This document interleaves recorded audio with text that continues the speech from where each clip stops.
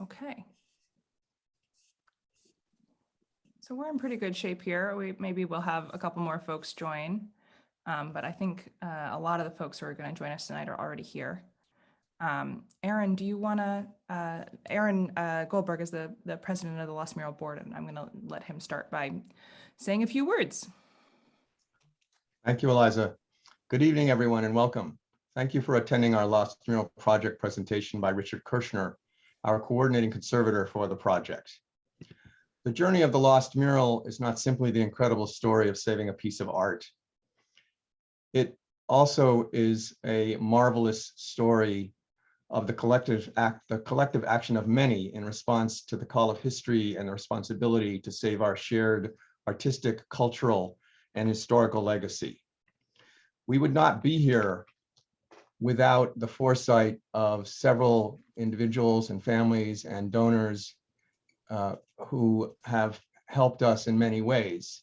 I'd like to briefly just remind everyone that the Francis family allowed us to wall up the mural in 1986, allowing us to then make subsequent efforts to move it and preserve it and restore it. The Offenharts family then allowed their building to be used not only as a construction site, but as a conservation site, and then donated the Lost Mural to the Lost Mural Project in honor of their father, Mitchell Offenharts. We also have on our website photographs and video of the extraordinary feats of our contractors and subcontractors who never used power tools on the Lost Mural itself during its rescue, extraction, move, and stabilization and reinstallation. Shout outs to Great Northern Construction, Distinctive Restoration Inc., DeMag Rigging, Portland Glass, Reliant Steel, and Engineering Ventures Inc., along with many other subcontractors who are listed on our website for an absolutely stellar performance. Thank you also to Video Syncrasies for preserving our photo, drone, and video recordings. And thank you to the many donors worldwide, and to the Synagogue of Havazedek for hosting the Lost Mural, and to the many individuals and families in Vermont and around the world, businesses, nonprofit foundations, and individual family foundations who have all contributed to save and restore the Lost Mural. Thank you also to the Vermont and New England historic preservation communities who have made a significant contribution to the cleaning phase that we recently completed on time and within budget in August of 2021. Thank you also to the Friends of the Lost Mural Board, Madeline Cunin, our former chair and past president, and our advisors, past and present, for their persistence and service on behalf of the Lost Mural Project. Thank you also to Brian Perkins, whose music you just heard, for researching the music of Benzion Black and playing it with the Old North End Band. Our guest tonight is Richard Kirschner, the principal of Kirchner Conservation Services. Rick has extensive experience in preventive conservation and conservation project management. He's recognized nationally for his expertise in collections-based practical and sustainable environmental control for museums and historic structures and LED lighting for museums. Rick retired in 2015 as Shelburne Museum's Director of Conservation and Preservation after 32 years of service. He holds a master's degree and certificate of advanced study in conservation of historic and artistic works from the Cooperstown Graduate Program at SUNY Oneonta, New York. Rick is a fellow and past officer of the American Institute for Conservation and the International Institute for Conservation. Rick has been working with us and Marcel Bowden, our architect, and my co-partner in arms, Jeff Potash, on the Lost Mural Project, and myself and a variety of other people on the Lost Mural Project. Tonight, he's going to explain how the Lost Mural has been preserved for Vermont and the world's heritage, and the creative contracting, engineering, conservation planning, and techniques that were utilized to date, and where the restoration process is going to take us on the continuing journey of the Lost Mural. It's my pleasure to introduce you to Richard Kirschner. Thank you, Rick. Thank you, Aaron. It's good to see a lot of familiar faces and many new faces too. I hope I don't bore some of you that may have already looked in on one of my presentations here, but we really do have to start at the beginning. Fortunately, we are closer to the end now than we are to the beginning. But I'll share my screen here, and you should be seeing the picture of the Lost Mural before it was lost. This is back in 1986. I was actually brought into the project when Aaron called down to Shelburne Museum and was looking for a home for this. And when I arrived at the scene, there was already a floor on the level that, right at the base of this mural, because they were getting ready to put they're already building the apartments in. And I think they were literally at the point of taking sledgehammers to this. And fortunately, Aaron said, no, there's got to be a better way. And when we couldn't find any place to move it to at that time, I said, well, why don't you build a wall in front of it? I mean, we'll hide it for now. You can still put your apartments in, do what you need, and maybe sometime in the future, we'll be able to rescue it. And little did I know that sometime in the future was going to come about 2015, 2016. So I'm mainly going to be talking about the cleaning process tonight, because that's what's happened over the last 5 or 6 months. But I really do have to set it before I do that. So we're briefly going to go through, not the moving of it. If you want to see that, there's some wonderful videos on the website, but about the actual conservation process. And so here it is when they went through the wall, and this is what they found behind the wall. And you can see there's actually some little pieces of paint that are coming off it. There's insulation right up against it, and also it just made a microclimate in there. This was an east roof that got a lot of sun on a slate roof, so it would get hot and cold and back and forth, and that's what causes this type of flaking. Removing more of the insulation, you can see how fragile that is. If you were to brush your hand over that at that point, you would lose a huge amount of paint. Here's some close-ups. And another one. So at that time, we went out to a number of conservators, and we chose Connie Silver. Connie had been trained to the Historic Preservation Program at Columbia, had a good amount of experience with murals, actually having conserved some of the murals in the Capitol building in Washington. And she came in, and as we looked at the whole thing, once it was uncovered, you can still see some strands of insulation on it. We were very disappointed that it looked like this and that there had been paint loss, but we were very encouraged that there was still 90% of the original paint. And that we decided, yes, this is definitely salvageable. It's just going to take a huge amount of work to do it. So this is kind of doing some of the examination, the initial testing on how to lay those flakes down. And she came up with a technique where she first sprayed it with some ethanol that without touching these, because as soon as you touch them, they'll come off. But the liquid went all the way around the flakes, and then she added an adhesive. And this is an emulsion adhesive. It's called D8, and it's a thermoplastic, which means once it steps up behind, you can activate the adhesive with heat. And so by putting that on after she sprayed the area, it was drawn in behind these flakes. and then she took off the excess. And that actually, the moisture helped to soften the paint a bit and relax it a bit so that she could actually work it down with proper solvents on a piece of fabric here. And she would do it through silicone release mylar so that it wouldn't stick. And then after that, was able to work it down more using a bold folder. And this was, of course, there's a good amount of time in between here. You don't do it while it's wet.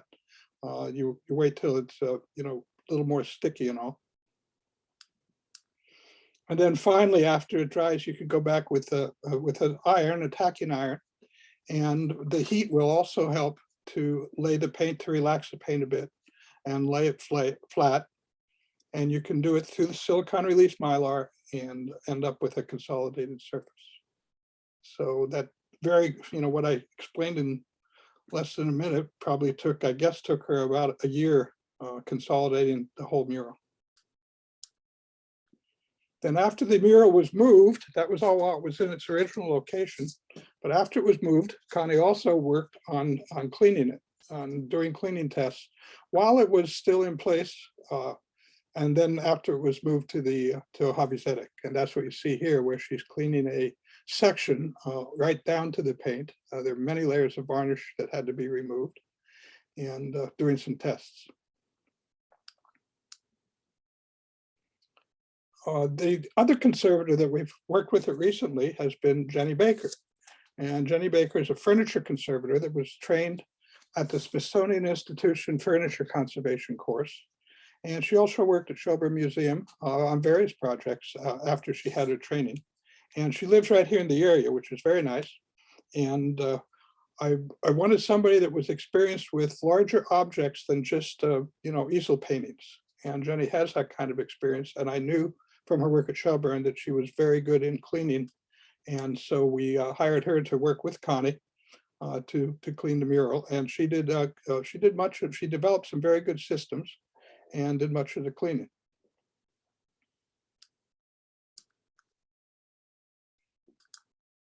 Of course, you have to get up to the mural. It's off the ground, and we had actually thought about lowering it back down, but decided that it was best just to get some scaffolds built. And our master carpenter who had worked with the move, Ray O'Connor, helped us design and build these scaffolds. We have two of them. You see the smaller platform over here on the left, and a higher platform that can get all the way up to the top. And they're all on wheels so that we can move them around. And they've been very handy. Once in a while, we have to call Ray in to reconfigure them, hang out some shelves. If this was just a flat mural against the wall, it would be much easier. But because it hangs out at an angle, it has to have specially designed scaffolding. So one of the reasons we wanted to move through not only the cleaning, but also the next stage of restoration and filling and in painting the losses in restoration is because it takes quite a bit to set up these scaffolds. And we might as well do it while they're all here and get it all done. It just comes down to, can we get enough money to do it all at once? And you can see here how they're custom designed, especially the shelf up on top that can reach back in and put you right up against the murals. We also got in touch with our Vermont OSHA office for assistance visits and making sure these were safe. And you can see they've suggested things like putting a little piece of wood down here so that we don't kick something off the platforms and hit somebody down below. They're just very helpful in making sure not only the workers, but anybody that might be observing this could do so safely. So back to the mural itself, it really looks pretty good here, except it's awfully dark. And it's actually was quite a bit darker than you see it here. When you take a picture of these, you tend to develop it. You can, by overdeveloping or by overexposing the picture, you can kind of look through the dirty varnish. And that's what's happening here. It was quite a bit darker than this. But you can also see that can hardly tell these are blue curtains. You certainly can't tell these are purple curtains over here on the left. And so these various layers of linseed oil varnish, there's probably about 3 or 4 of them, make it so that you can't tell what's going on with the mural. And here it is partially cleaned after it was moved to Hobbyzetic. So while Connie was working on the consolidation, she was also doing some test cleanings and some cleaning.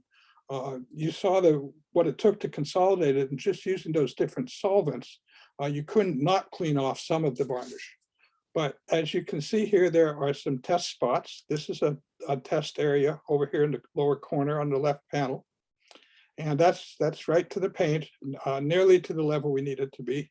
Here's another test area up here to show what the true colors are. And then there's various windows over on this side of different levels. So this is the original varnish here, and that's some of the original varnish removed, a little lighter. And I think that's best shown with this detail right here on that right side. So there's actually 6 different levels on the left here. The original varnish, one of the layers being removed, a second layer, and some of the dirt being removed. By the time you get down through that, then we're pretty close to the original paint with dirt on top of it, and dirt and soot, because this building was heated with a coal furnace. So for many years, there was a good amount of soot that was coming on to the painted surface. And you can see that's partially cleaned here, and then that's fully cleaned down here. So there was 6 different steps involved here. You can see them over on this side on the purple curtain, which starts out as a terribly dark brown curtain.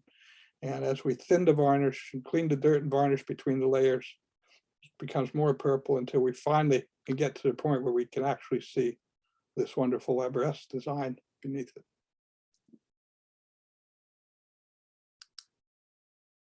So I have some comparisons here of various areas of cleaning as they were cleaned. The first place we start is with the lightest colors. And that's because the lighter colors have a good amount of white lead paint in them often, or at least white paint. And that makes them easier to clean. The pigments are not as sensitive to the cleaning solvents and solutions. So we always start on the lighter areas. And here, this doesn't look too bad, but it is very yellow. And we can see just how yellow it is. As we first of all just consolidated, this was the area of flaking paint before Connie consolidated it and after consolidation. So you can see how there's no way you can clean something like this, but once it's adhered, you can. And then this was Jenny started cleaning up in these areas and started with the whites, and you can see all of this area has been cleaned. There's still a good amount of dirt on the sun and this colored varnish. And here's an area of test cleaning going on to the sun. And you can see these rays down here still have a lot of dirt to them. But there it is, pretty much done. At this point, only cleaned down to this level. The crown has not been cleaned. And one of the reasons is because this is a much darker color and the pigments are much more sensitive.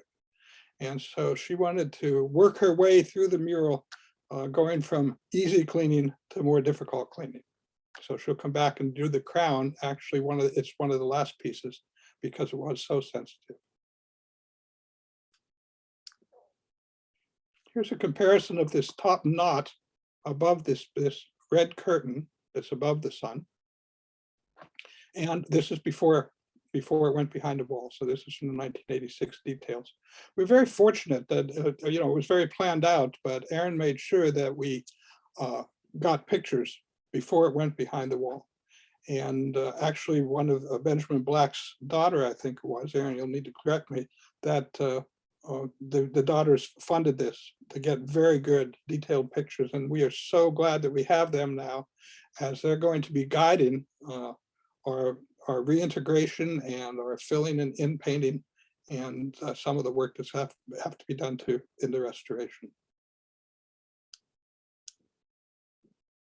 So this looks pretty good right now. It is difficult to get good pictures without good candids without some glare. The glare you're seeing on here is from a layer of varnish that we put on it before we moved the mural. To protect the paint and the plaster and hold it during the move, we applied a layer of silk fabric. It's called a facing, and we used a acrylic adhesive In this case, it's called B67. It's just a designation for it. And that held the fabric in place and hence held the paint in place. But what you see, the fabric has been removed, but this B67 is still on here. And that is the very shiny surface that you see. And that was it, getting that off, even though everything we use has to be reversible because we knew we were going to have to take that off. It's not necessarily really easy to get it off. It was, especially after this had been on for over 5 years. One of the questions that Aaron had to me, posed to me after we moved it was, okay, we don't have the money yet to go ahead with the cleaning. How long can we wait before we clean it safely? And from our experience, we said, well, probably about 5 years. You know, after 5 years, 5 to 10 years, we really need to be looking at getting this, not only the varnish we put on, but the dirt off it, because it's going to become more intractable.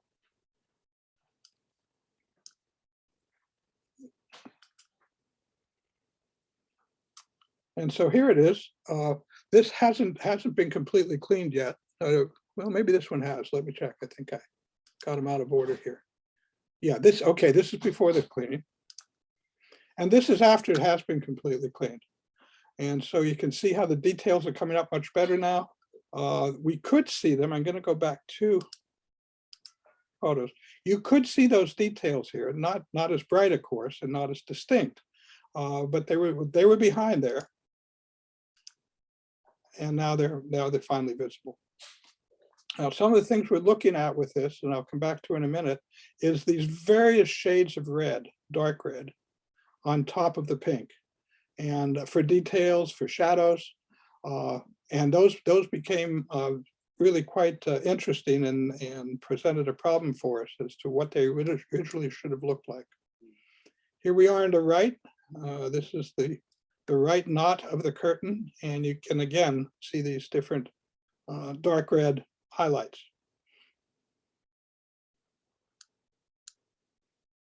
Now, one of the things that guides us in, there's a few things that guide us in the cleaning. And one of the main things is infrared or ultraviolet light.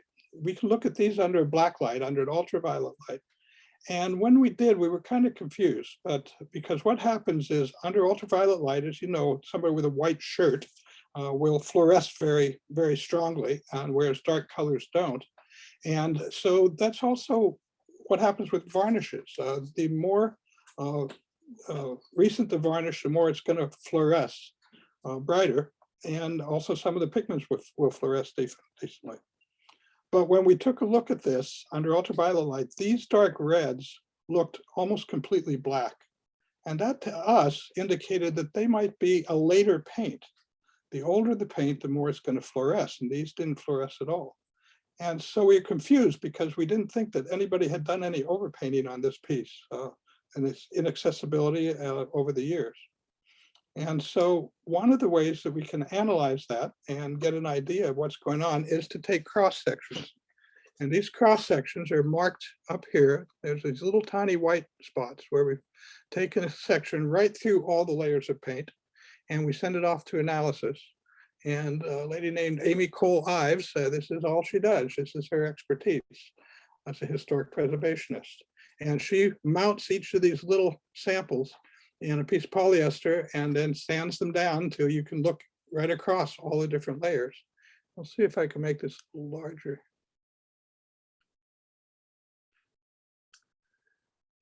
And what it was showing on here, so this is in UV, this is ultraviolet light on the left. And in this case, this is invisible light, visible light on the right, just regular light tungsten light source. And this is 100 times magnification, and these are 400 times magnification. So when you look at it in regular light, this pretty much looks like one layer of red paint. When you go down to 400, now this is the visible area over here, you can, well, let's go down to the bottom one. You can start seeing that maybe it's more than one layer. It's a bit different in here. But when you look at it in ultraviolet light, then you can really see the difference. And what you see is that this is fewer pigments in much more varnish. So the varnish is holding the paint together. There's a medium or varnish, and the pigments are mixed into it. And the more pigments, the brighter the paint. And so that you see this layer down here has a lot more pigments and color in it than this top one does. And that could be more like what we call a glaze. So it's heavy in varnish and just a few pigments in it. And you can tell that because it fluoresces more in the ultraviolet. And that also, though, makes us cautious, saying that, well, we got to be careful that we don't remove some of this because it's so much like the varnish that's on top of it. And also it's a problem because if there's a lot of varnish in it and the varnish is getting dark, then that top layer is going to be dark and there's not a lot we can do about it. So it may be darker because of the agents of the varnish, and that could throw off the values. So I'll try to explain that a little better in the next few slides. And then this is another area of the darker yet paint. And when we look this under ultraviolet light, it does not show up as a varnish. It shows up as a very pigment-rich paint, not much varnish at all in it. So we're dealing with two different types of paint here. One that's very pigment-rich, and the other that's pigment-lean, and that can make some pretty challenging cleaning problems as we work through those. So I think where we see that over here is, this is some of the lighter red paint, and then this is the very much darker red paint. You see how this looks very heavy, and especially this one up here looks very heavy. And that is the one that has a lot of pigment in it and very little varnish. And then this darkening shadow has less pigment and more varnish in it. So what that means is that this shadow down here may be darker than it should be, okay? And so we have to deal with that later as we try to get the balance of this entire piece. And that's going to be a challenge for our restorers and the people that are doing the in-painting, filling the losses in painting, and the balancing of this whole piece. So let's take a look at actually how we did the cleaning. Rick, just a quick heads up that we're at about our halfway point. Good. Okay, thank you. So the first thing we had to do was get off the B67 that was holding the fabric in place. And to do this, Jenny came up with some solution of, and I'll just throw out these names, they won't mean a lot to you, but benzyl alcohol and mineral spirits. So these are some solvents we use as safe as we can make them. And she also used a fabric called Overlon that she would put on like a poultice and soak this with the solvents, and that would, depending on how long you left this on, so time is an important factor, that would make it so we could remove the shiny varnish. That's already done here, it's already done over here, and the only place there's still that tart varnish is right here. And you can see now with that varnish off. And then after that, she went to some other solvents. There's another picture of the same type of thing. And after removal of that on the varnish. After that, she could use some other solvents. And in this case, she was using mixtures of let's see, ethanol and benzyl alcohol, and maybe some acetone. And she would put them in a gelling medium. So you're probably familiar with paint strippers that are in a gel. And that's just to keep this the smell down to some extent for the person that's doing the job, and also to hold it on the surface a little longer. But again, working with these, you got to be very careful because yes, it'll take the varnish off, which is linseed oil varnish, but that's also what the paint is made up of, is linseed oil. So you can't go too far. And this is a combination of how strong your solvents are, how much time you leave on it, how well you clear the surface, and that's all something that the conservators have to work through. And then, as I mentioned before, the lighter the color, the more resistant it is to these solvents, so that you can be a little more aggressive with it. But the darker the color, you got to be more careful. So all those things have to be considered as you're doing the cleaning. Moving down to the bottom left-hand panel, you can see some of the cleanings, how it's progressing across this nice geometric area. The shelf has been cleaned. This area down here has been cleaned. These areas over here have not been cleaned yet. And those dark highlights I was talking about, the darkened shadows that are so sensitive and all, and we have to be careful of, they're still working on cleaning those completely.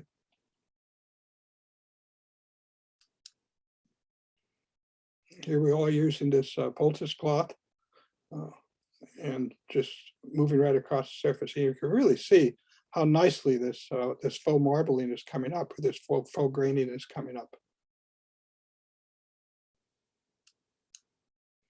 Now this is on the right side, and we'll get to the right panel when I zoom out on it, but you can see right away that this right panel is much more damaged than the left panel. And so that makes the cleaning more difficult too. We got to be very careful on here. You can see the surface is more broken up. There's more traction crackle, and why this is, maybe this was, actually this was on the southeast side, so maybe this got more heat than the one on the northeast side. Who knows exactly why this is so much different, but you can see how this paint is in much better condition than on the other side. And there we are with much of the left panel cleaned, and half cleaned of the scene out the back. And the colors coming up very nicely. Here we are moving. Now I talked about this lavender curtain before, and this purple curtain, and these wonderful purple highlights that you couldn't see at all when it was so dark brown. So this is rewarding, very rewarding work as once you get the problem solved of how to safely clean it. Here we are moving around across the middle. Against these dark colors on the lions are quite sensitive, so they had to work into this. You notice how all the light colors have already been cleaned, and now she's working her way into the dark part of the body. And moving up into this area, you can see the nice highlights coming out here. She had to be very careful up on here. We couldn't get all of the very dark varnish off. We more or less just thinned it, because as we got closer to this dark paint, it was too sensitive to take all of the varnish off. Ideally, you'd like to leave a little bit of the varnish on the top, so that you know that you haven't gone too far into the paint. And then she's able to go back in and selectively work up some of these details. It's pretty wonderful, these scrolls down here, and so we did some studies on those. And here you can see the painter technique, and you can see how all these paints kind of blend together. And this is a technique that we call wet on wet, where the paint beneath is not necessarily completely dry when they put the other paint on top. And by their skill of working with brush, they can get 3 colors or even 4 colors by blending them right as they paint. Now, this is where you also see why I talk about this very dense, highly pigmented dark shadow area. And it does look quite a bit different than paint down here. But we determined it was not overpaint. It was not put on later. That's part of the original painters. And the way that we determined that was from these cross sections of one of these areas. And the one in particular is this one right down here. Let's see, I might have gone in too far on that.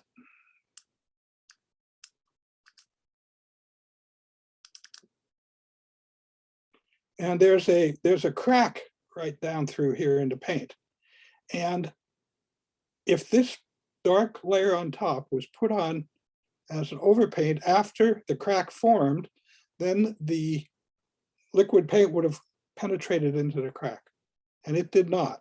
So that's indicative that that was part of the original paint. It's wonderful to see the different layers. We did have another conservator that was working on some of the cleaning and particularly concentrated on this area right here. And that's before cleaning, and that's after cleaning. And different conservators will be comfortable going to different levels. And this we felt actually was not cleaned as far as we thought it might be able to be cleaned. And this is a comparison to the other side. And you can see how a bit more vivid the colors are as opposed to that. And that's what we felt that we needed to do for this type of painting. This is not a folk painting. Benjamin Black was a very well-trained artist. He was a sign painter. And so he knew all about this light and shadows, and this is not, and you see the details on how to make these little balls down to fringe balls look three-dimensional by using some of this darker shadowing and all. He was quite a good painter. So here's just some before and after. This is before we moved it and before we started cleaning it. That's after it got to Mojave Zedek. Some of the cleaning had been done, but only the test areas that you saw before. And then this is coming up and after this whole left panel was cleaned. We started mainly cleaning the left panel because it was in the best condition. And again, you don't want to give yourself too much of a challenge right to begin with. You start with the areas that are in best shape. This is just some of, I was mentioning how Benjamin Black was quite a talented painter, and this certainly shows it. This is a type of arabesque that he would have used in his sign painting too. But you can see the wonderful shading that he can do with these different colors too. Here's an area, it actually looks like it's pretty nicely cleaned. And then you realize that, well, there's another layer of dirt that needs to come off of this green. And it really starts pumping off. You can see the purple here, but that's still not the final cleaning. That's the final cleaning. And this is where we can get really excited as we see these colors starting to pop as you actually get down to the original paint surfaces. There's a broader picture. It shows this is some of the cleaning of the brown pillars here. These were very sensitive and were some of the last areas to be cleaned because they were difficult. And just that whole left panel. Now there's the right panel. I've been mentioning how much more damage this is and how much more challenging it is. But all of the techniques worked off on the left panel, worked up, were able to be used on the right panel and safely clean it. And there it is before any of the cleaning on the right. Now, main thing I want to show here, I want you to look at this panel. And before, let's go back to this one. And there's a difference between these two panels. And the difference has to do with this column right here. And when you go to this, there's something beyond this column. There's a whole border, a green border tassels, okay? And that border we knew was there. I mean, that was between, we had to cut through that border. We had to remove the plaster in sections and then cut through that border to remove the apps from the building. That's where we had to cut through in here because this is the inside wall. You know, it's hard to explain, but we had to remove this.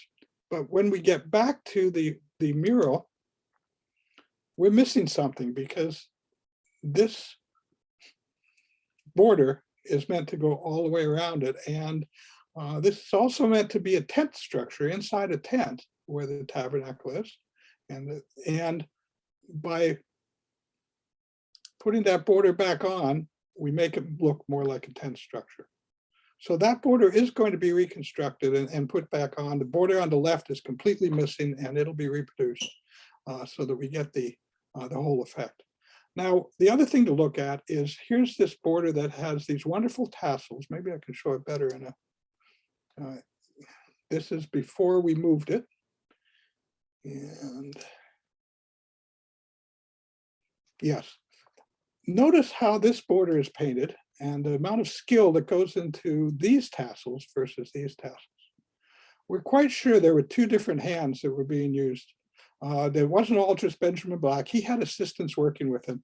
And we're quite sure that an assistant probably did the borders, which were in the overall view of this piece. let's see if I can get out of here and get to a. In the overall view of this piece, you don't really concentrate too much on this upper piece. So, you know, he was having assistants helping him out in some of the areas that he didn't think were as important. And then he was doing these type of tassels and all. So you can see it's quite a difference in the hands. The other thing that we think he was doing was when he was all done with this piece, he probably got down on the floor and he was looking up and saying to his assistant who was up there, you know, this shadow isn't dark enough. I'd like you to put in you know, make that shadow darker, make this one here a bit darker. And that's where we feel that that very heavy pigmented paint was used right at the end to pop up some of these shadows and to make more contrast, probably this purple one right here. And also, if you look very closely at some of these tassels, each one will have a little bit of this very dark paint in to make them look more like balls and to give them some volume. So there's more than one hand here, but we're quite sure from all the cross sections and all the research we've done on it, that it was all done at the same time. It wasn't somebody who came back in, you know, 2 or 3 years later and added these type of shadows. Because there are some glazes in here too, these shadows may be a bit darker than they actually were to begin with, right after it was painted. There's no way of completely knowing that.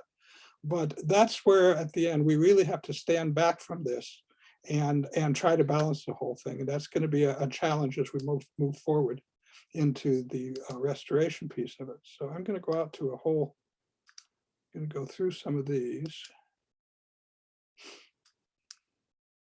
There we go.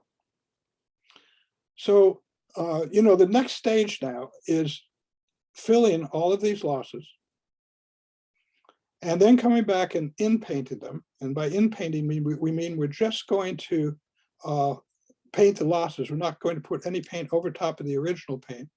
So these areas like right here, that on the left panel, there aren't too many of them. This will in-paint relatively quickly. You can see some losses down in here.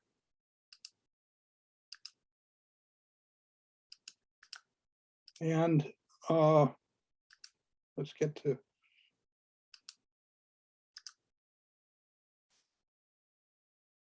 I'm trying to get, there we go.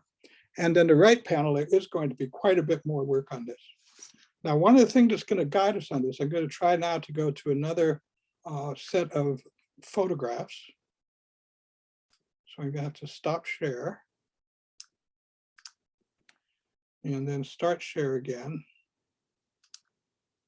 After I pull up 2 photographs.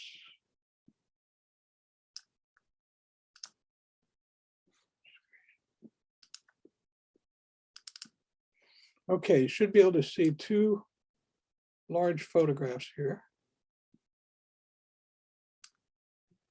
Looks good. Good, okay, good, you got that. And what these are is very high quality photographs, very high resolution. And they're huge files, and they're called TIFF files, T-I-F-F, and much more than you usually see with your normal JPEG files. And they were taken by Jenny's husband, Eric Bissett, who is a professional photographer and also manipulates images using Photoshop. And he also flattened these out, so they may look a bit distorted. But what's nice about these is we can now zoom in on these and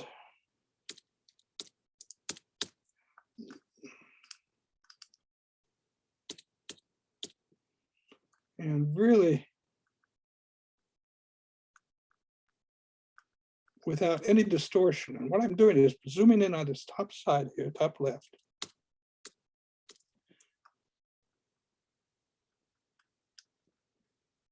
And then this is before cleaning. And this one over here is after cleaning.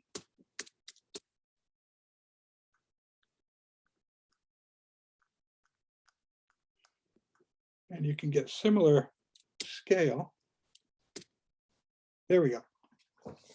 And what you're seeing over here is that we really didn't see very much before we did all the cleaning, is there was some damage done to this side. And whether it was a leak in the roof, it had to do something with the leak in the roof. But over on the left, you can see some drips of the paint. Some of the paint was solubilized by some sort of dripping, probably over a number of years, and caused to run down There's an area of paint loss down in here that was really covered up by the dark varnish, but when you look on the after cleaning, you can see that that's pretty much gone. And then there's also some areas of these areas you see on the right, where there's an accretion of some type, whether it was a tar from the ceiling. It's impossible to get that off without taking the paint off. They've tried very many ways to do it. And so we're gonna have to adjust some of this with actually scumbling over this, in painting over top of this a bit. And I mentioned that in painting is just painting the areas of loss, but sometimes you also have to do some adjustments to take care of some losses like that, or some damage. And you can especially see over on the left photo here, how there's these kind of rows underneath, and some of that has been, is not as apparent anymore. And also where they took off, on the left photo where they took off some of this running paint, this is going to have to be darkened a bit. So some of this is going to have to be, some of the glazes are going to have to be added back in, because it was impossible to reduce the glazes that were so dark without removing some of them. And it's very, very few, not very many areas of all, but that's the type of the adjustment now that the people, the conservators that we're having coming in to restore it will be working with and are experts at doing. So, okay, at this point, I think I'm going to stop the share and see if you folks have any questions. Thank you so much, Rick. Yeah, folks, if you have questions, you're welcome to type them into the chat and I'm happy to read them out, or you can use the raise hand function, or even just take yourself off mute and go ahead and ask. Very happy to talk more about this.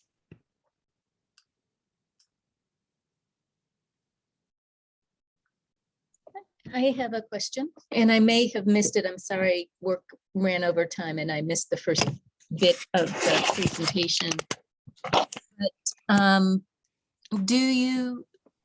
are you trying at all? You did some analysis for the resins and other things.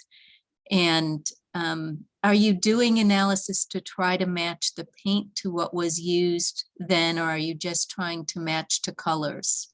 You just match the colors. Okay. You just match the colors. Yes, I mean, it does. Sometimes it helps to know what pigment, and that type of analysis could be done. But the pigments have changed. They've faded over the years, and it's all done pretty much to eye at this point.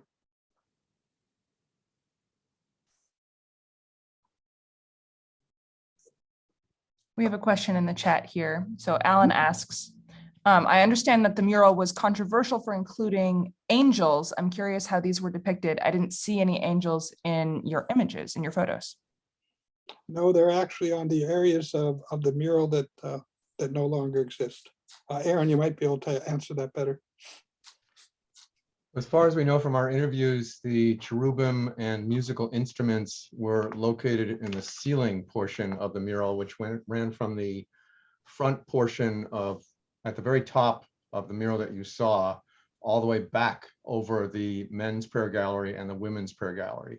We've been told that the entire synagogue ceiling, the old Chayotim synagogue ceiling, was covered with blue and white clouds and with cherubim and with musical instruments, particularly trumpets and some mandolins. There is one surviving image of one of the mandolins in our 1986 slides that are online. And in fact, Benzion Black was quite a Renaissance man. He not only played the mandolin, he wrote poetry, and he was a painter, he was a drama producer, but we also have pieces of his poetry online. And his grandson sent us a picture of Benzion Black's violin, which his grandson has and also plays.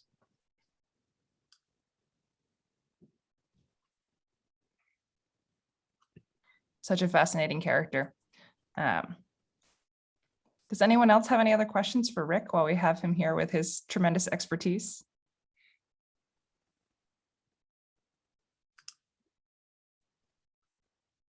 Well, I guess I explained everything very well. Hope that's a good sign. I have another question here, and I think this is another one for Aaron. can you tell us what the Hebrew on the mural says? Which I think is Okay. just, I mean, there's the 10 commandments on the tablets, but maybe the text under the crown. So there's a ribbon that's under the crown. It has two Hebrew words on it. It says Keter Torah, which means honor the Torah. And the crown, it's above the crown, which is symbolic both of the crown that is now utilized on Torah scrolls and placed on top of the Torah scrolls when it's put back into the ark. But the crown is also symbolic of royalty of God, and the sun rays are also a symbol of God's presence. And since we don't illustrate God within these symbols.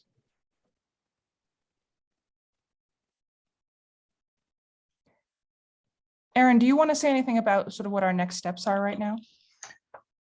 So first, Rick, thank you so much for another fascinating presentation. I always learn so much more every time I see one of these versions with you presiding over the slides and the images. I would also like to thank Rick for guiding us in terms of determining how and when we needed to take slides or photos or drone or videos of the entire process. So we have all of our materials and reports and paint tests, and they are done to museum quality for our educational initiative. The next step is going to be the restoration of the Lost Mural itself. We are now in the middle of a fundraising campaign for that purpose. We are very hopeful that we are going to be able to recommence the process and do the infill and the restoration in January, and possibly have it finished by the end of April. Bids have just come in. We are now in the process of reviewing 3 very detailed bids, and we expect that the Lost Mural board, the Friends of the Lost Mural, will be making a decision sometime this month, and we will then proceed from there. Given the detail that Rick has shown, and given that this is the Lost Mural is not just an art object, but the story of an artist, an immigrant, and his experiences, which are also detailed on our website, I just want to remind folks that one of the things that's very interesting about the Lost Mural, it is an opportunity to remind ourselves of our own immigrant heritage and our ancestry, and people are able to donate in honor or in memory of their own immigrant ancestors in order to foster the restoration of the Lost Mural and perpetuate its artistic, cultural, and historic legacy. And thank you very much to everyone for attending our event. I do have one more little treat for you here. I did find a picture, and I'll share my screen.